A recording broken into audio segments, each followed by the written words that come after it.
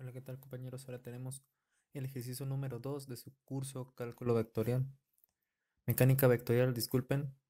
Mecánica vectorial o estática. Entonces tenemos un ejercicio número 2, el cual es un esquema representativo de otro ejercicio, el cual es el siguiente. Y dice que los elementos A, B, B, C y C del marco de acero mostrado en la figura están unidos en B y C, el cual, como pueden observar aquí, tenemos en C y en B un marco, el cual están unidos ahí quizás por un punto de soldadura. Están asegurados mediante los cables EF y EG. Si E es el punto medio de BC y la tensión en el cable EF es de 110 libras, determine, inciso A, el ángulo entre EF y el elemento BC. Entonces, primeramente nos enfocamos en el inciso A y lo que nos dice este ejercicio es que la fuerza vale 110 para EF, haciendo un diagrama pequeño de cuerpo libre en el cual tenemos un marco BC y tenemos el cable que está unido en E que va hacia abajo unido en F y nos está pidiendo que determinemos el ángulo formado entre el marco BC y el cable EF, el cual lo puse con la letra teta. Entonces, para poder determinar nosotros el ángulo entre vectores, recuerda el ejercicio 1 que utilizamos esta fórmula y lo cual se tiene que realizar el producto punto y para ello primeramente tenemos que determinar las componentes de estos vectores para poder utilizarlo. Entonces, enfocándonos en, en las componentes de EF, podemos determinar o podemos suponer que el vector va de E hasta F. Entonces tenemos aquí un punto final y un punto inicial, ¿no? Entonces tenemos que, si lo ponemos como un vector unitario, EF, tenemos primeramente que tenemos que determinar lambda I, Y y Z, K, los cuales son las componentes que tenemos que determinar. Entonces, para, para la primera componente de X, observando el ejercicio, tenemos el eje X aquí.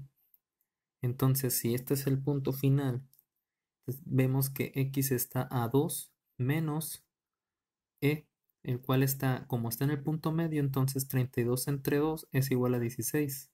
Entonces tenemos que es 2 menos 16, lo cual es igual a menos 14. Entonces ponemos aquí menos 14i. Después, ahora utilizamos la componente en y. Y tenemos que para f, que es el punto final, la y vale 0. Entonces aquí sería 0 menos el punto e. Si observa aquí, si tú tienes este marco, tenemos que C está ubicado a 7.5 y B a 16.5. Si tú los restas, te da igual a 9 pies, lo cual es igual a esta distancia. Es como que tuvieras este triángulo formado de esta forma. Pues tenemos un triángulo así, el cual aquí vale 9 pies. Y aquí tenemos B y aquí tenemos el punto C que tenemos aquí en el marco.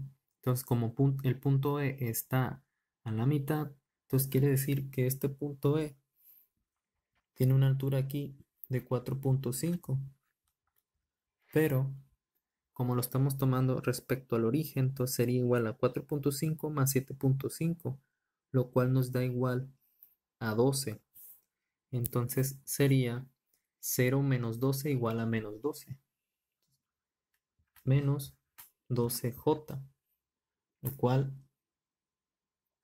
como les mencionaba, la F es el punto final, entonces sería 0 menos 12. ¿Ok? Ahora para la componente en Z, tenemos que es 0 para F y para Z es menos 24, pero como está a la mitad sería menos 12. Entonces 0 menos menos 12 nos da 12 positivo, lo cual es 12K. Y para que sea un vector unitario, tenemos que dividirlo entre la magnitud de estos vectores, de estas componentes, lo cual será igual a 14 al cuadrado más menos 12 al cuadrado más 12 al cuadrado raíz cuadrada. Y esto se convierte a lo siguiente. Nuestro resultado para el vector unitario es 1/11 que multiplica menos 7i menos 6j más 6k. Ahora se tiene que obtener el vector unitario correspondiente a BC porque estamos buscando el ángulo formado entre EF y BC. Entonces, suponiendo que el vector va de B hasta C, el punto final sería C y el punto inicial sería B. Entonces, para X recuerde que es X2 menos X1, lo cual, viendo el ejercicio, tenemos que X2 para C sería igual a 32 menos 0, ¿no? Porque B está en el 0. Entonces 32 menos 0 igual a 32. Y ahora para J, la C está a 7.5 y la B está a 16.5. Entonces 7.5 menos 16.5 nos da igual a menos 9. Entonces tenemos aquí menos 9J. Menos 9J. Ahora para Z, tenemos que la C está ubicada en el menos 24 y la B está en el 0. Entonces sería menos 24K. Ahora colocando la magnitud sería 32 al cuadrado más menos 9 al cuadrado más menos 24 al cuadrado, toda la raíz cuadrada. Y desarrollándolo con su calculadora se obtiene lo siguiente. Obtuvimos que es 1 sobre 41 que multiplica 32i menos 9j menos 24k. Ya tenemos los dos vectores unitarios necesarios para poder determinar el coseno del ángulo. Entonces, el coseno del ángulo sería igual al producto punto de estos dos vectores, es decir, f producto punto lambda bc, lo cual tenemos que es igual a 32i menos 9j menos 24k entre 41 producto punto menos 7i menos 6j más 6k entre 11. Desarrollando el producto punto, recuerde que es 32/41 de i que multiplica a menos 7/11 de i, nos da un valor menos 9 por 6, lo cual nos va a dar positivo, pero vea que es 9 sobre 41 multiplicado por menos 6 entre 11, lo cual tenemos que el producto punto es 32. Aquí ya no se utilizan los vectores unitarios porque i por i es igual a 1.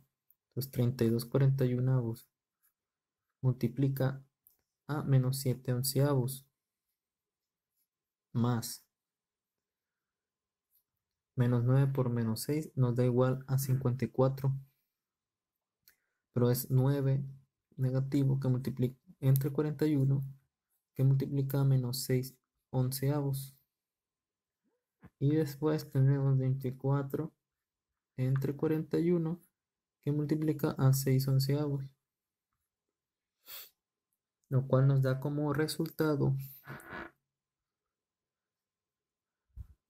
menos 0.69623. Acomodado de mejor forma, tenemos que el coseno del ángulo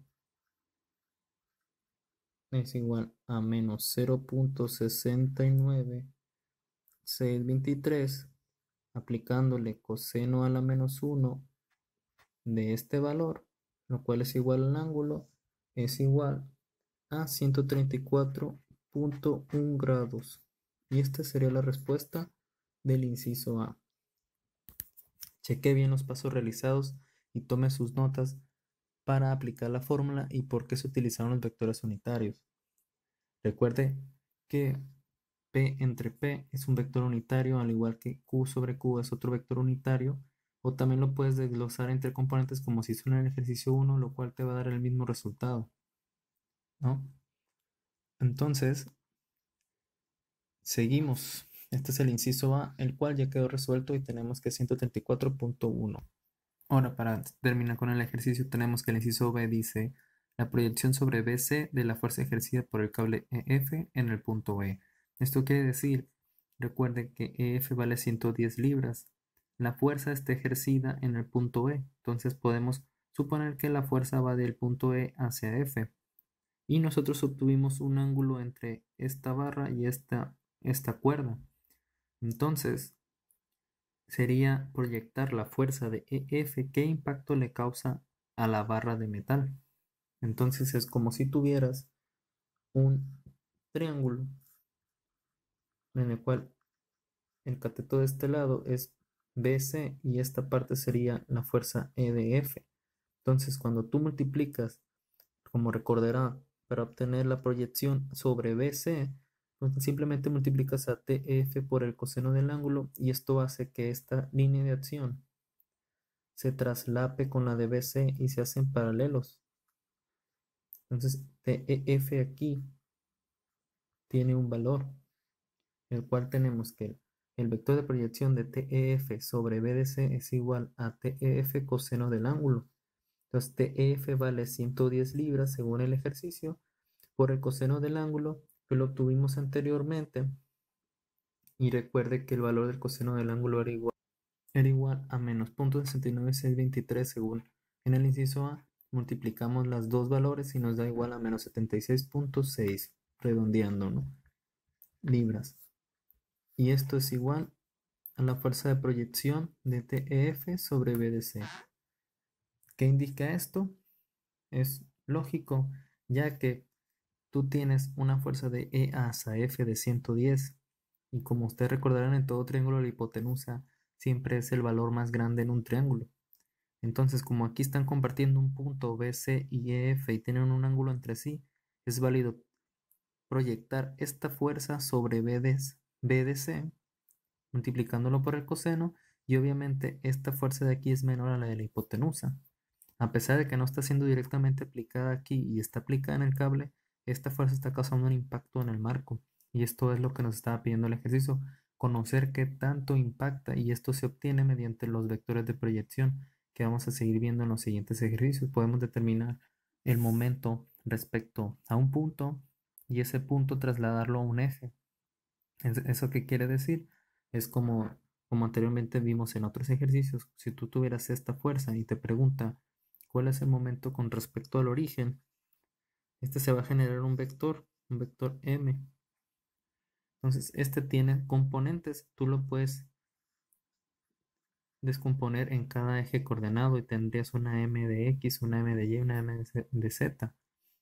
Pero, ¿qué tal si alguien te pide saber qué tanto este giro afecta a otro eje que esté por acá punteado? Entonces igualmente sacas el coseno del ángulo entre el vector de proyección que le llaman OL y esto quizás puede ser otro cable o puede ser un poste. A pesar de que la fuerza está aplicada acá, le estás haciendo un impacto a esta línea. Entonces es muy importante conocer esos tipos de fuerzas o torsiones, ya que en el diseño de algunas estructuras o algunos elementos de máquinas es muy importante conocer cuál es cuál es el momento que está resistiendo para tú poder seleccionar un material que aguante esa fuerza. Si no, si selecciona mal o el cálculo está mal realizado, entonces podría haber pandeos, podría haber fuerzas cortantes o una falla. Tú piensas que diseñaste bien a lo mejor un perno y lo colocas y no se hizo bien un cálculo en cuanto a fuerzas, el perno se puede partir en la mitad o se puede quebrar. Entonces, estas son las bases para esa clase de estudios. Determinar la fuerza de proyección sobre un eje o sobre un punto. Entonces, este es el inciso B. Y hasta aquí se termina el ejercicio. No olvides suscribirse al canal, seguirnos en las redes sociales, compartirlo con sus otros compañeros e incluso otras personas que no cursan esta materia y que les interese conocer más a fondo o necesiten recordar un poco. Entonces es bueno que se compartan la información. Entonces, muchas gracias y hasta la próxima.